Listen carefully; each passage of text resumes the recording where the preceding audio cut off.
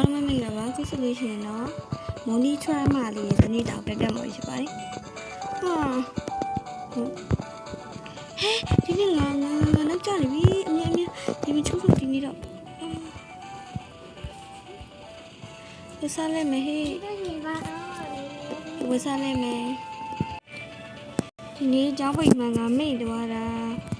ကိုဘာပြီးကျောင်းပိတ်တယ်ဆိုတော့လေဘာလေးပဲဝင်မယ်စက္ကန့်နဲ့သူကသူရှင်နေတဲ့ပြပါတယ်ကျောင်းဝိတ်တာကိုမေ့ပြီးပေါ်ထဲမှာယူနီဖောင်းတွေတော့လင်းနေတာသူကသူရှင်နေပြပါတယ်ခလေးတွေတော့မလာသေးဘူးကျောင်းပိတ်ရက်ပြီးသူတို့ခေါ်ထားတာ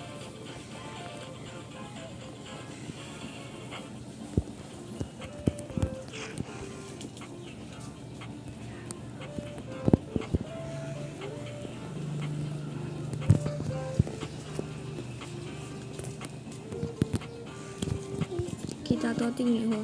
ခလေးတွေတောင်းမမြတ်ဘူးဒီချိုးရှင်ပေါ်တော့တာပဲဒီခလေးတွေတောင်းမမြတ်ဘူးစနေနေ့ကတွေပဲတင်းနေဟောဟဲ့ဒီတော့မယ်ခလာ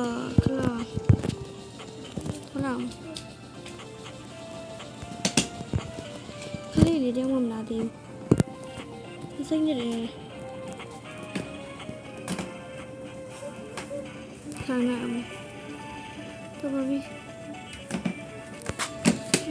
တော့ဘီဟာအဲ့လိုမဲ့ဆိုရပါ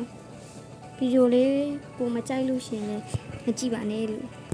ဆိုရင်နော်နောက်တစ်ခါကျဒီထက်ပိုကောင်းတဲ့ဗီဒီယိုလေးထပ်တည်ပေးပါမယ်အားလုံးတတ်တာ